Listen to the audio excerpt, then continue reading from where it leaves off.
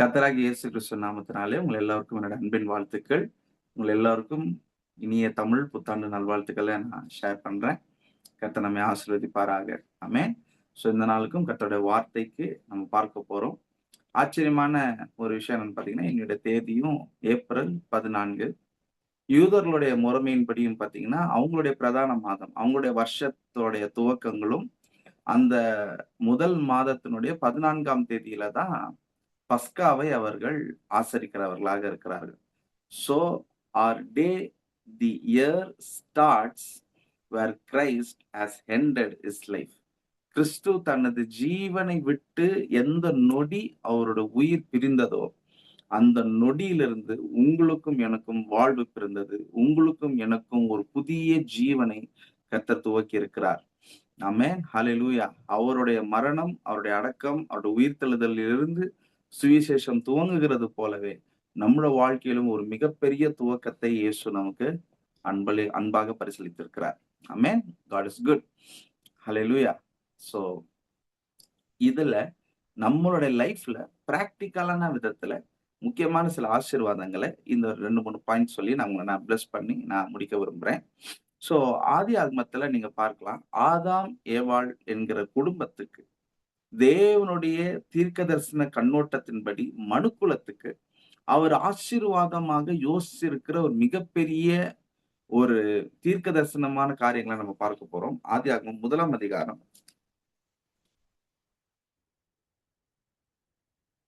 28வது வசனத்தை நம்ம பார்க்கலாம். பின்பு தேவன் அவர்களை நோக்கி, நீங்கள் பலுகி பெருகி பூமியை நிரப்பி அதை கீழ்ப்படுத்தி சமுத்திரத்தின் மச்சங்களையும் ஆகாயத்து பறவைகளையும் பூமியின் மேல் நடமாடுகிற சகல ஜீவ ஜந்துகளையும் ஆண்டு கொள்ளுங்கள் என்று சொல்லி தேவன் அவர்களை ஆசீர்வதித்தார். ஆமென். சோ இங்க டாடி காட் வந்து before he is giving any instruction, he is first of all blessing. என்னன்னு பிளஸ் பண்றாருன்னா, நீங்கள் பலுகி பெருகி பூமியை ஆண்டு கொள்ளுங்கள், அதை கீழ்ப்படுத்தி இதிலே ஊறுகிற நடமாடுகிற சகல ஜீவ ஜந்துக்களையும் பறக்கிற பறவைகளையும் நீங்கள் ஆண்டு கொள்ளுங்கள் என்று டாடி நம்மளுக்கு பிளஸ் பண்றார். You are born to reign, you are born to win. ஹல்லேலூயா. நாம் ஜெயம் கொள்வதற்காகவே நாம் பிறந்திருக்கிறோம். நாம் ஜெயித்தவர்களாக பிறக்கிறோம். ஆமென்.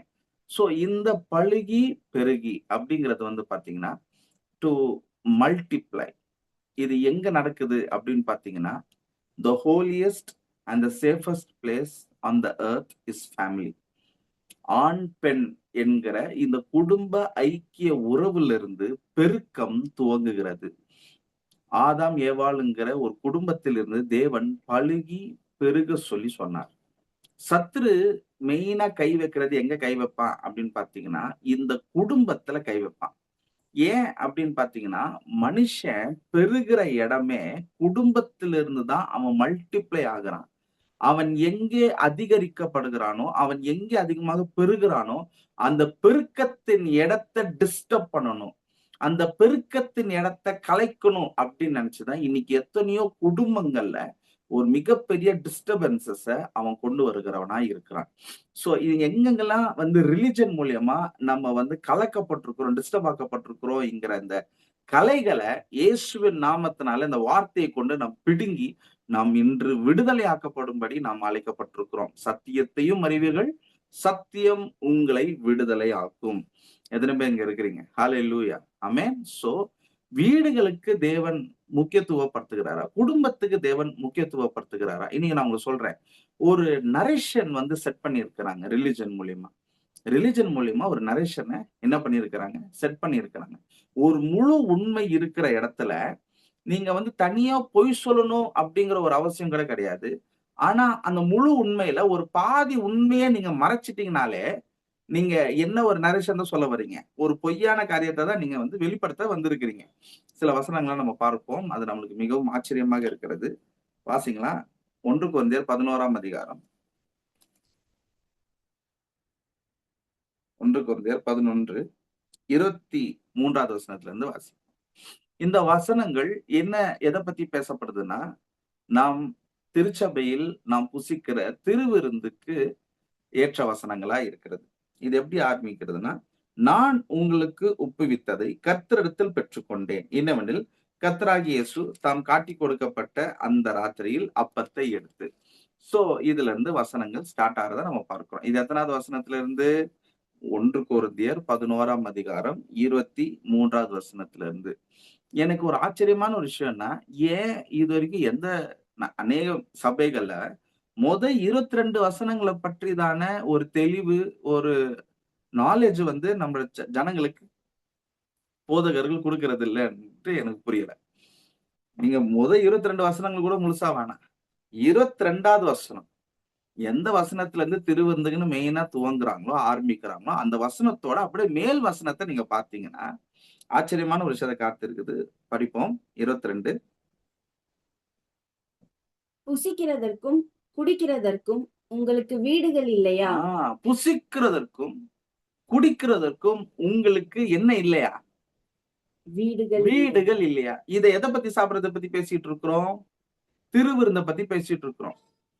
சபையில் திருவிருந்தை புசிக்கலாம்.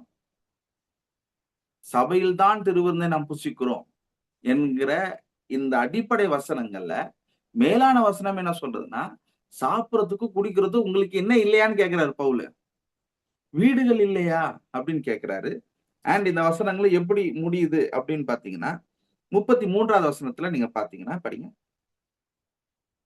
ஆகையால் என் சகோதரரே, நீங்கள் போஜனம் பண்ண கூடி வரும்போது ஒருவருக்காக ஒருவர் காத்திருங்கள். இந்த வசனத்தோட முடிப்பாங்க. சோ இந்த வசனத்தோட முடிச்சு அப்ப பாஸ்டர் வந்து ஒவ்வொருத்தருக்கும் அந்த அப்பமும் திராட்சரசம் வரத்துக்கு நம்ம எல்லாரும் வெயிட் பண்ணலாம் அப்படின்னு சொல்லி சொல்லுவாங்க. இப்போ இந்த அதிகாரமும் பாத்தீங்கன்னா 34வது வசனத்துல தான் இந்த அதிகாரம் முடியுது. ஆனா நரேஷன் வந்து எதற்கு செட் பண்ணி இருக்கிறாங்க? 33வது வசனத்துக்கு தான் செட் பண்றாங்க. ஏன்னா 34 ஒரு மிகப்பெரிய ஒரு சத்தியம் அங்க அடங்கி இருக்குது. 34 என்ன சொல்லப்பட்டிருக்குது? நீங்கள் ஆக்கினைக்கு ஏதுவாக கூடி வராதபடிக்கு ஒருவனுக்கு பசியாய் இருந்தால் வீட்டிலே சாப்பிட கடவன். Let him take communion in his home. தன் வீட்டிலே சாப்பிட கடவன். புசிக்கிறதற்கு உங்களுக்கு வீடுகள் இல்லையா? தனக்கு பசியா இருந்தால் அவன் வீட்டிலே சாப்பிட கடவன்ங்கிற இந்த 2 பிரெட், இந்த 2 வசனங்களுக்கு நடுவுல இருக்கிற சாண்ட்விச் தாங்க, இந்த 2 வசனங்களுக்கு நடுவுல இருக்கிற கண்டென்ட் தாங்க திருவிருந்தின் வசனங்களா பேசிட்டு இருக்கிறாங்க.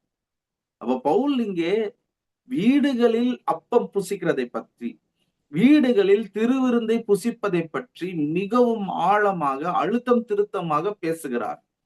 சபையில் ஒற்றுமை இருக்க வேண்டும். சபையில் குடும்பங்கள் வாழ வேண்டும். சபையில் குடும்பங்கள் செழித்திருக்க வேண்டும். ஐக்கியப்பட்டிருக்க வேண்டும். சமாதானமா இருக்க வேண்டும். ஏன்னா குடும்பங்களே மனிதன் பெருகக்கூடிய இடமாக தேவன் நியமித்திருக்கிறார்.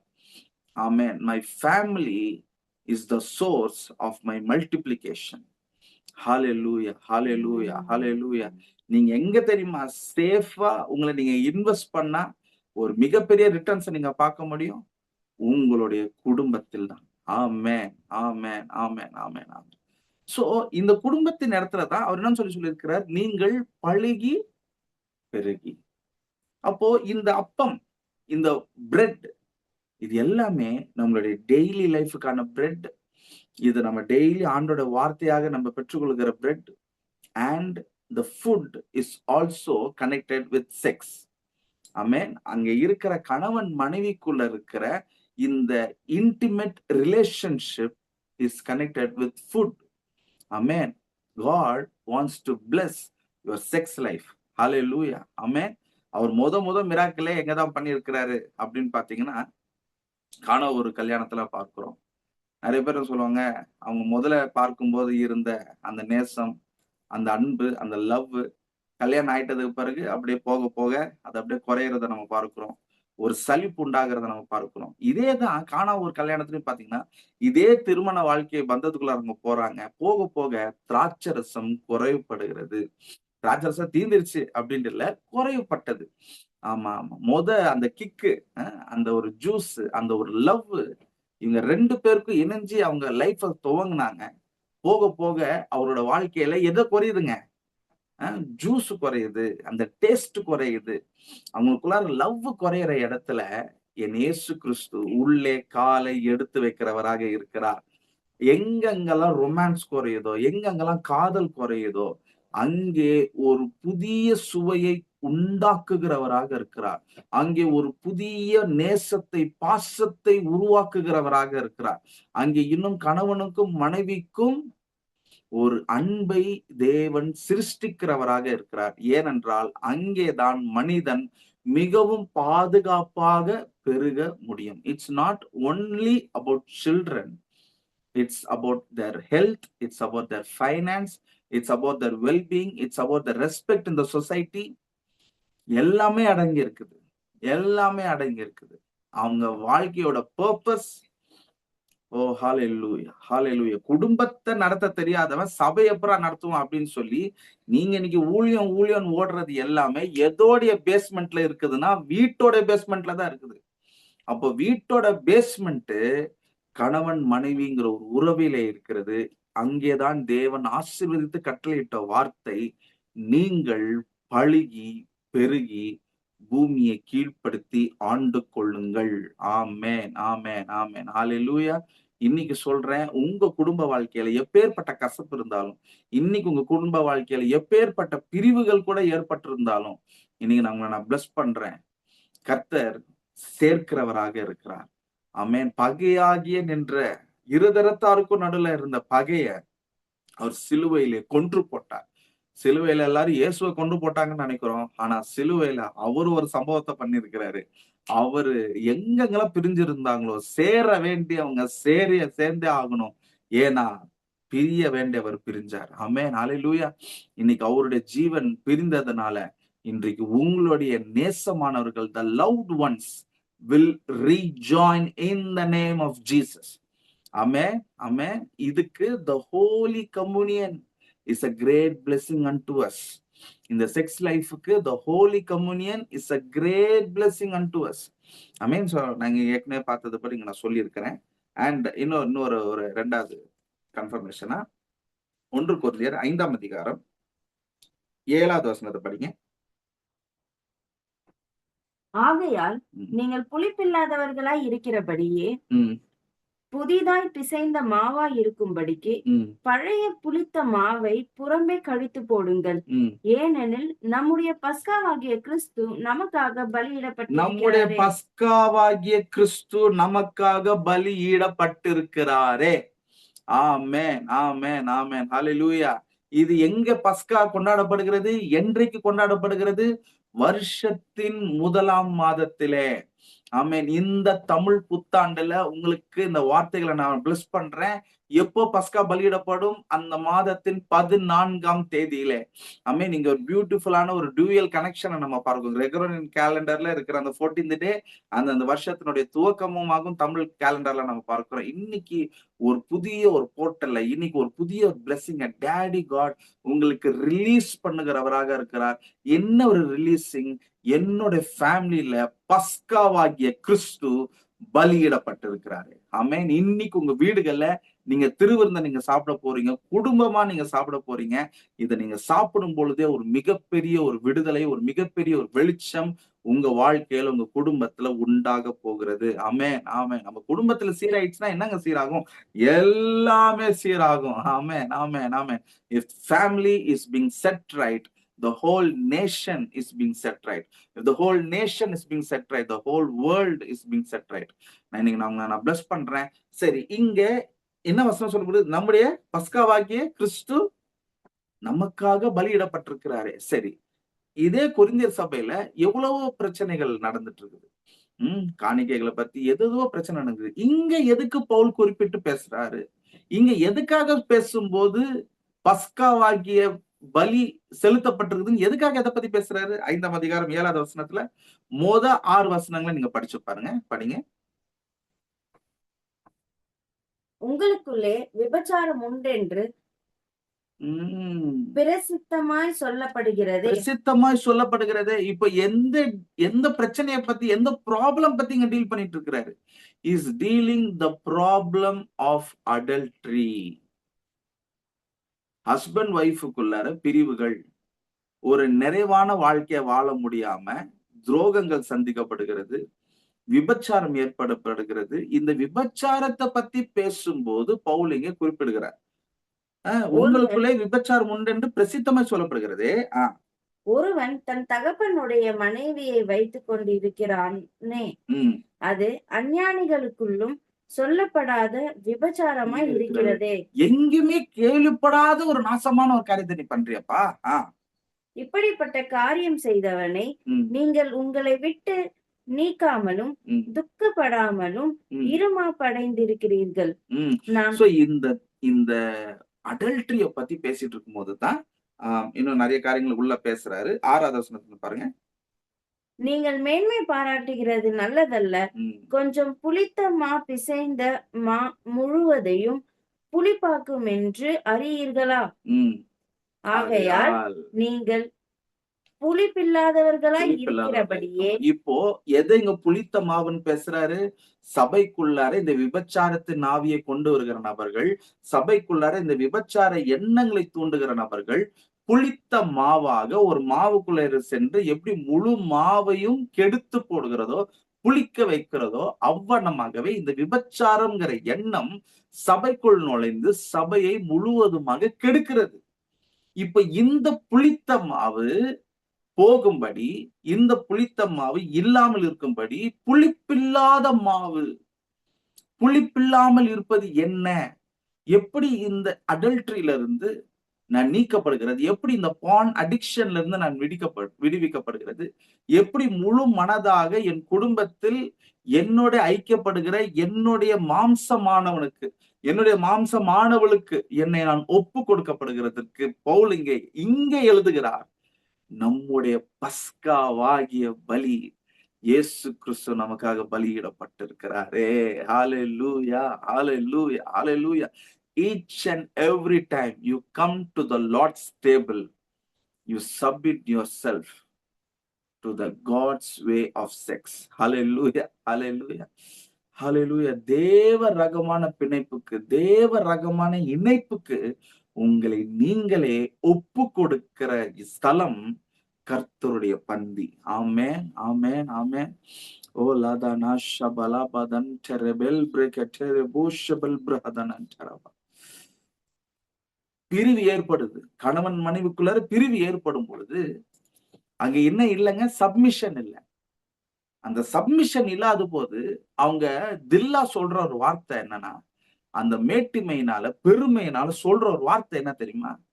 இது ஏன் உடம்பு, எனக்கு நான் இஷ்டப்படிதான் நான் இருப்பேன், நீ கேட்கிற நேரத்துக்குலாம் நான் வரணுமா அப்படின்னு சொல்லி இங்க பிரிவு எங்க உண்டாகுதுன்னா, the proclaiming statement is this is my body.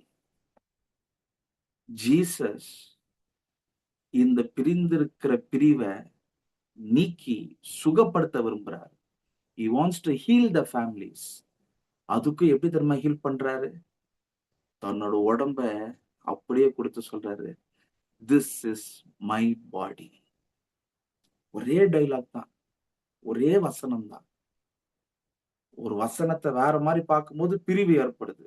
இது ஏன் உடம்பு, நான் நினைச்ச மாதிரி இருப்பேன். ஆனா இயேசு கிறிஸ்து சொல்றாரு, I submit my life to you, I submit my body unto you. சொல்லும்போது சொல்றாரு, திஸ் இஸ் மை பாடி.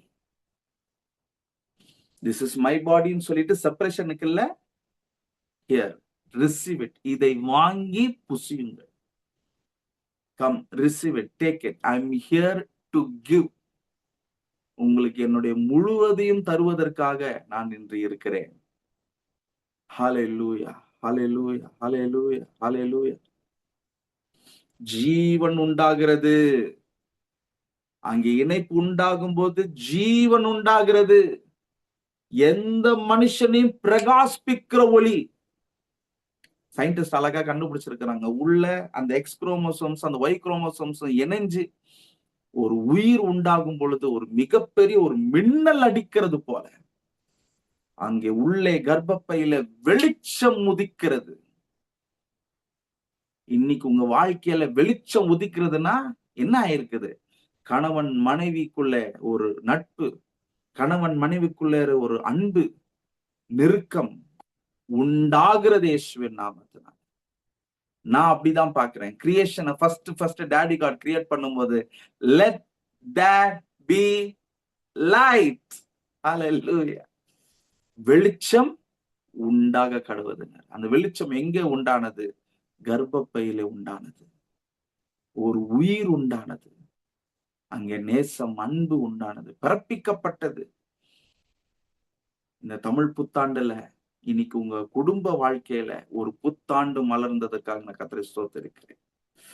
உங்கள் குடும்ப உறவுகளோட ஒரு அன்பின் உறவு ஏற்பட்டதுக்காக நான் கர்த்தரை ஸ்தோத்திரிக்கிறேன். உங்க பிள்ளைகளோட, உங்க உறவுகளோட ராதாலானா ஷபலா பக்கத்தன். இந்த நேரத்தில் பிரிவுல, பகையில சிக்கி இருக்கிற ஒவ்வொருத்தருக்கும் நான் சொல்றேன், இதை நீங்களே செய்யணும் அப்படிங்கிற பாரத்தை கர்த்தர் உங்க மேல வைக்கல. இந்த வார்த்தைகளை தொடர்ந்து தொடர்ந்து கேளுங்க. ஏன்னா நம்ம நியாயப்பிரமாணத்துக்குள்ளார இல்ல, பாத்தீங்களா? நியாயப்பிரமாணத்தோட வாழ்க்கைங்கிறது வேற, கிறிஸ்துவின் ஜீவனின் ஐக்கியத்துல நம்ம வாழ்கிற வாழ்க்கை வேற.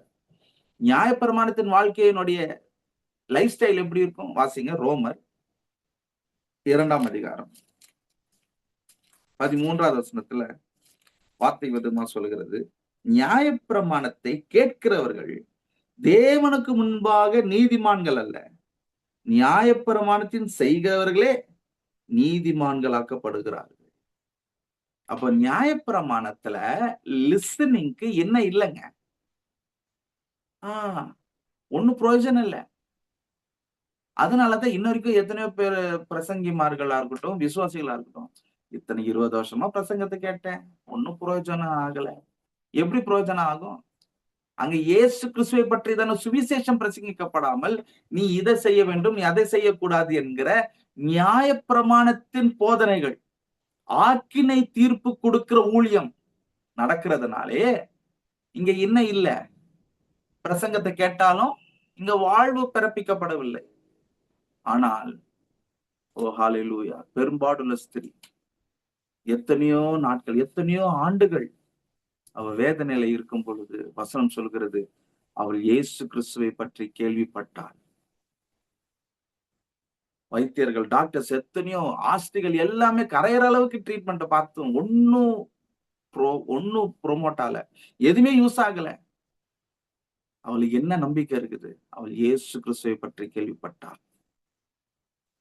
அது சிக் பீப்புளா இருக்கட்டும், இல்ல கேரக்டர் ரீதியா தேவனுக்கு பிரியம் இல்லாத சகைவு போன்ற நபர்களா இருக்கட்டும், சமுதாயத்தில் தள்ளப்பட்ட நபர்களா இருக்கட்டும், வசனம் சொல்கிறது அவன் இயேசு கிறிஸ்துவை பற்றி கேள்விப்பட்டான்.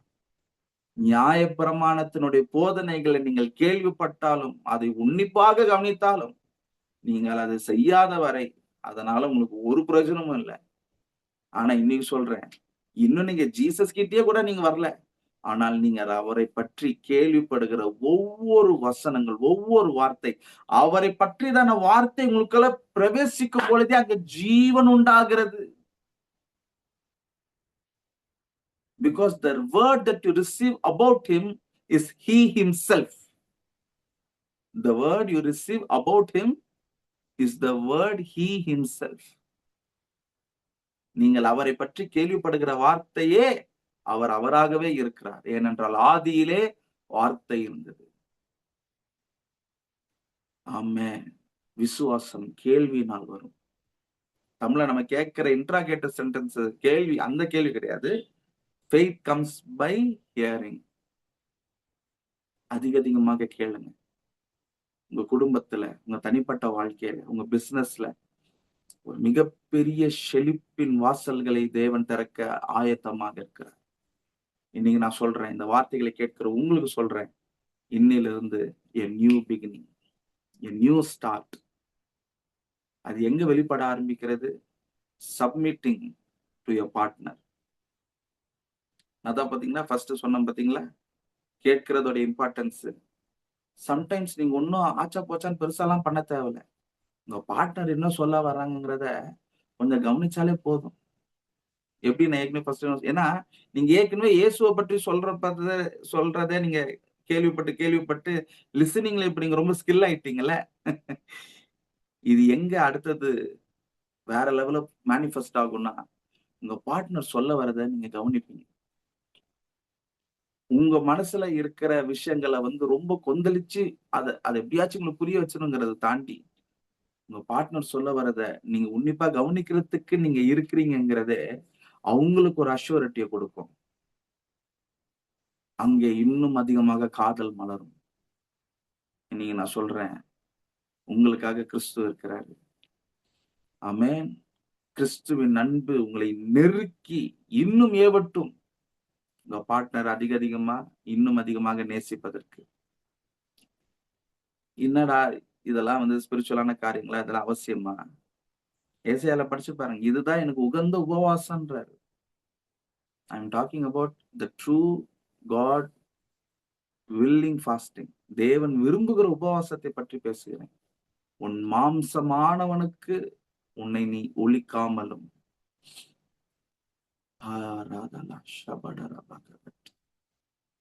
நான் இன்னைக்கு உங்க எல்லாரையும் நான் பிளஸ் பண்றேன். ஒரு திவ்ய சமாதானத்தை நான் பிளஸ் பண்றேன். சயின்ஸ்ல பியூட்டிஃபுல்லான விஷயம் சொல்லுவாங்க. Quantum entanglement, quantum physics. ஒரே அணுவுல இருக்கிற அந்த மாலிகுல்ஸ்ல இருக்கிற ஒவ்வொரு ஆட்டமையும் வேற வேற இடத்துல வேற ஒரு பேட்டர்ன்ஸ்ல எங்க வச்சிருந்தாலும் ஒரு இடத்துல அந்த சேஞ்சஸ் பண்ணா இதோட இணைக்கப்பட்டிருக்கிற அடுத்த ஆட்டமும் அங்க அந்த சேஞ்சஸ் அனுபவிக்கும். சிலர் வேற வேற இடங்கள்ல மிகவும் தூரத்துல இருக்கலாம். சிலர் ஒரே வீட்டுக்குள்ள இருந்தே மனதளவுல நீங்க ரொம்ப ரொம்ப தூரத்துல இருக்கலாம். ஆனா கிறிஸ்து என்கிற குவாண்டம் என்டாங்கிள்மென்ட் அவருக்குள் சகலமும் தாங்கப்பட்டிருக்கிறது. கொலோசர் 1:17 சொல்லப்பட்டிருக்கு. உங்களுக்கு ஒண்ணு ஆச்சுன்னா உங்க பார்ட்னருக்கு அந்த உணர்வை கிறிஸ்து கொடுக்கிறவராக இருக்கிறார். உங்க 2 பேருக்கும் ஒண்ணு ஆச்சுன்னா கிறிஸ்துவால் அதை தாங்க முடியாது. ஏன்னா அவர் சொன்னார், உன்னை தொடுகிறவன் என் கண்மணியை தொடுகிறான். ஹல்லேலூயா. இந்த புத்தாண்டிலே உங்க வாழ்க்கையில ஒரு மிகப்பெரிய ஒரு புதிய ஒரு மாற்றம், ஒரு மறுரூபம், ஒரு சப்மிஷன் உண்டாகிறதுக்காக நான் கர்த்தரை நான் துதிக்கிறேன். எபேசியர் 5ல நம்ம படிக்கிறோம். இந்த ரகசியம் பெரியது. பவுல் ரகசிய களஞ்சியம். பவுல் ரகசிய களஞ்சியம். அவருக்கு வெளிப்படுத்தப்பட்டதுல ரொம்ப ஆச்சரியமானது. இயேசு கிறிஸ்துவோட டைரக்டாவே 3 வருஷம் கூடவே இருந்து அவரோட அற்புதங்கள், அடையாளங்கள் எல்லாமே பார்த்த மனுஷன் பேதுரு. பவுல் எல்லாம் ரொம்ப அதிகமா பிசிக்கலா ஜீசஸ் கிறிஸ்து கூட இருந்ததே இல்ல. பேதுரு எழுதுறாரு. எப்ப பவுலுக்கு கிடைச்ச விஷயத்தெல்லாம் எப்ப பயங்கரமா இருக்குப்ப எங்களுக்கு எல்லாம் அதிகமா ஒண்ணும் புரியல அப்படின்றாரு. இந்த பவுல் அவருக்கு கிடைத்திருக்கிற எத்தனையோ ரகசியங்கள், எத்தனையோ வெளிப்பாடுகள் மத்தியில ஒரு குறிப்பிட்ட வெளிப்பாட்டை கொண்டாடுறாரு, வியந்து பாக்குறாரு. ஐயப்பா சாமி, இது இது ரொம்ப ரொம்ப பெருசுப்பா. நான் நினைச்சதை விட ரொம்ப பெரிய விஷயமா இருக்குதுன்றாரு. எபேசியர் 5:30 நாம் அவருடைய சரீரத்தின் அவயங்களாயும் அவருடைய மாம்சத்திற்கும் அவருடைய எலும்புகளுக்கும் உரியவர்களாய் இருக்கிறோம். இது நிமித்தம் மனுஷன் தன் தகப்பனையும் தன் தாயும் விட்டு தன் மனைவியுடன் இசைந்து இருவரும் ஒரே மாம்சமாய் இருப்பார்கள். இந்த ரகசியம் பெரியது. நான் கிறிஸ்துவை பற்றியும் சபையை பற்றியும் சொல்கிறேன். கிரைஸ்ட் அண்ட் த சர்ச்ங்கிற ஒரு டிவைன் ரிலேஷன்ஷிப்பா ஹஸ்பண்ட் அண்ட் ஒய்ஃப டாடி வச்சிருக்கிறாரு. இந்த உறவின் அன்பின் பெருக்கம் பெருகிதான் நீங்கள் பிள்ளைகளை நீங்க பார்த்துக்கொள்கிறீர்கள். நம்ம எல்லாரும் உன்னதமான மறைவில் சர்வ வல்லவரின் நிழலில் நாம் இருப்பது நம்முடைய குடும்ப வாழ்க்கை. Our home is daddy's shelter. எல்லாரும் நான் பிளஸ் பண்றேன். கண்களை மூடுவோம். Thank you Holy Spirit. Thank you Daddy. எங்களுக்காக கிறிஸ்து பலியிடப்பட்டிருக்கிறாரே. இயேசுவின் அதிகாரம் உள்ள நாமத்தினால I cast away every spirit, every bondage spirit of adultery. விபச்சாரம் பண்ண தூண்டுகிற எந்த ஆவியையும், ஐக்கியப்படுறதுக்கு தடங்களாக, ஐக்கியப்படுறதுக்கு கசப்பை உண்டாக்குகிற எந்த கசப்பின் ஆவியையும், எந்த பகையை கொண்டு வருகிற ஆவியையும் நசரனாகிய இயேசுவின் நாமத்துல உன்னை காலின் கீழே நாங்கள் மிதித்து போடுகிறோம். அந்த பகையை சிலுவையில் அவர் கொன்று போட்டு விட்டார். எல்லா பொய்களில் இருந்து நாங்கள் விடுவிக்கப்படுகிறோம். இன்றே குடும்பங்கள் ஒன்று சேர்க்கப்படுகிறதற்காக நன்றி, ஐக்கியப்படுகிறதற்காக நன்றி. மனதார வாழ்த்தி ஆசீர்வதிக்கிறேன். இந்த தமிழ் புத்தாண்டின் நாள்ல ஒரு புதிய சந்தோஷம், ஒரு புதிய மகிழ்ச்சி, ஒரு புதிய பிறப்பிக்கப்படுகிறதல் உண்டாகட்டும். ஒரு நாள் பிறப்பிப்பதை அறியாயேன்னு சொல்லியிருக்கீங்களப்பா. a new beginning, a new beginning. அவங்களோட ஃபைனான்ஸ்ல, அவங்களுடைய ஜாய்ல, அவங்களுடைய கம்யூனிகேஷன்ல a new beginning, a Christ filled life. கிறிஸ்துவை போல அல்ல, கிறிஸ்துவாகவே நிறைந்தவர்களாய் வாழும்படி நாங்கள் அழைக்கப்பட்டிருக்கிறோம். கிறிஸ்துவே எங்களில் ஜீவிக்கிறார். ஆண்டவரே, எங்க மனைவிகளுக்கு கிறிஸ்துவாக நாங்கள் வெளிப்பட கிருபைத்தாங்க. கிறிஸ்து தேவனுக்கு எப்படி தன்னை ஒப்பு கொடுத்திருக்கிறாரோ அவ்வண்ணமாகவே மனைவிமார்கள் தங்கள் புருஷர்களுக்கு ஒப்பு கொடுக்க, பயபக்தியாக ஒப்பு கொடுக்க எங்களுக்கான ஞானத்தையும் கிருபைகளும் தந்து இந்த நாட்களை நீர் ஆசீர்வதிக்கும்படி நாங்கள் கேட்கிறோம். உன்னை நாம மகிமைப்படுவதாக. சகல துதிகன மகிமையும் கேட்டெடுக்கிறோம் இயேசுவின் நாமத்தில் பிதாவே, ஆமென். சேர்ந்து சொல்வோம். என் ஆத்துமாவே கர்த்தரை ஸ்தோத்திரி, என் முழுமையோட பரிசுத்த நாமத்தை ஸ்தோத்திரி. என் ஆத்துமாவே கர்த்தரை ஸ்தோத்திரி, கர்த்தர் செய்த சகல உபகாரம் மறவாதே. ஆமென், ஆமென். ஆசீர்வாதம் நமது ஆண்டவராகிய இயேசு கிறிஸ்துவின் கிருபையும் பிதாவாகிய தேவனுடைய அன்பும் பரிசுத்த ஆவியானவருடைய அன்பும் ஐக்கியமும் வழிநடத்தல் பாதுகாப்பு சந்தோஷம் நம் அனைவரோடும் கூட என்றும் என்றும் சதா காண்பதாக. ஆமென். கர்த்தர் உங்களை ஆசீர்வதித்து கர்த்தர் உங்களை ஆசீர்வதித்து உங்களை காக்க கடவர். கர்த்தர் தமது முகத்தை மேல் பிரகாசிக்க பண்ணி உங்களை கிருபையா இருக்க கடவர். கர்த்தர் தமது முகத்தை பிரசன்னமாக்கி உங்களுக்கு சமாதானத்தை கட்டளையிட கடவர்.